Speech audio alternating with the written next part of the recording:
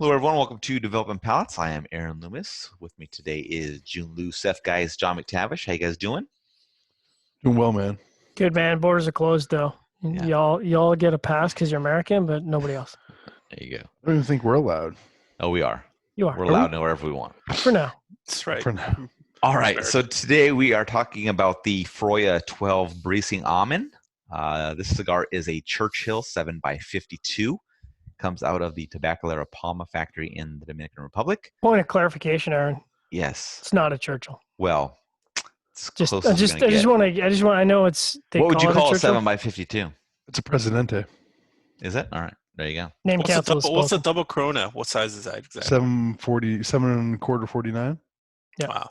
Jesus, man. Look at the fucking stats I got on this stuff. Let's change subjects before I fuck something All right. up. Binder Dominican Corojo, Filter Dominican Corojo, Piloto Cubano, and Criollo 98, blended by Emma Victorson.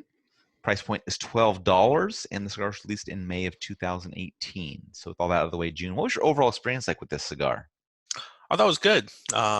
Big long smoke, of course, but not in terms of like a lot of like things moving around, changing. But I thought the core profile was really good. It was like medium plus strength, medium body.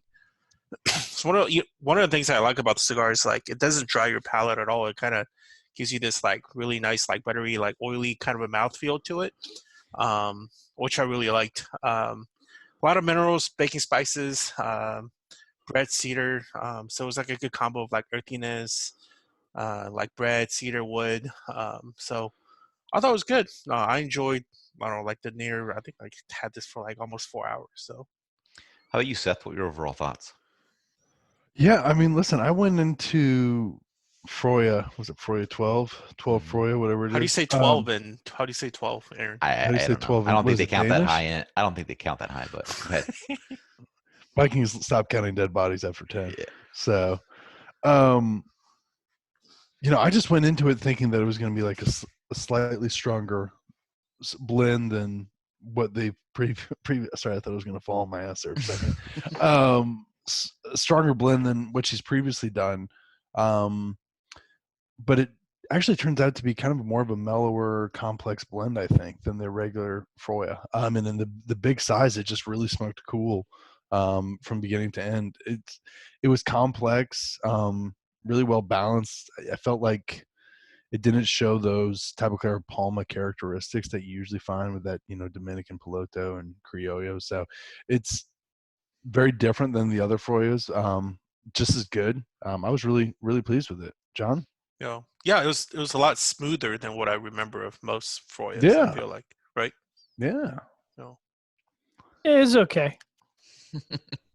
I mean, it started out good. The first third had a lot of chocolate, baking spices, this bready, cocoa, white pepper combination, which was really good. And I was like, oh man, it's going to be a long smoking experience. I'm kind of excited. And then it just kind of, with each third, it just progressively dropped in complexity and in rating. The second third, all that complexity just kind of dropped off, and it was just pretty average, just mostly just baking spices and sweetness with some earth. And then the last third, the earth and char just really took over the palate, and it was a very long last third to try and get all the way through, because here at Developing Palates, we don't just stop smoking a cigar when we don't stop having a good time. We end up smoking the whole thing. So taking it across all three thirds, that ends up being kind of just slightly below average for me. What about you, Aaron? Yeah, I think I had a similar experience to you, John. I like the first third, had a nice combination of flavors, but once some char joined in and the pepper kind of left the profile, things became pretty average the rest of the way. I didn't get that drop in that final third like you did. But, for a cigar of this size, that flavor combination really needs to kind of keep you engaged to not bore you and make you start wandering off onto other things. So, I'd be interested in smoking the shorter vitola of this if I ever came across it. But as it sits now, it's probably not something I'm going to return to, because the lengthy smoking time and things kind of get monotonous. It just, not overall, I don't think it's worth the time to put into it. So getting the scores, we'll start at the top with Seth giving it a 7.98. Jiunn was next at 6.72. I gave it a 5.85, and then John gave it a 5.55. So Seth, 7.98. Fanboy came out on that one. That's right. Not gonna lie on that one. So I have nothing else to say on that. So All right, Jiunn, let's hear your reasonable response for a 6.72. We're also very honest here at Developing Balance. I thought it was good.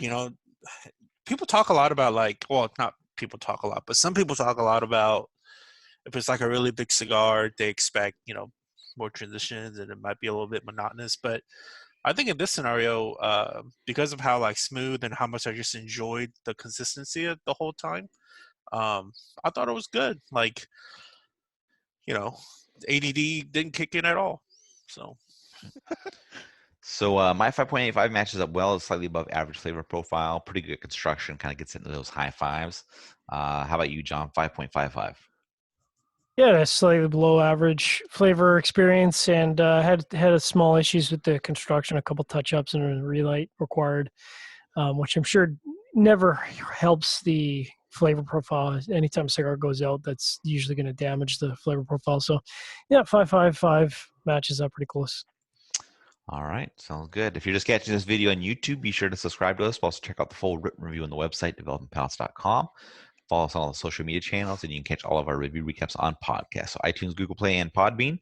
Thank you for tuning in. We'll catch you on the next one. Freyja.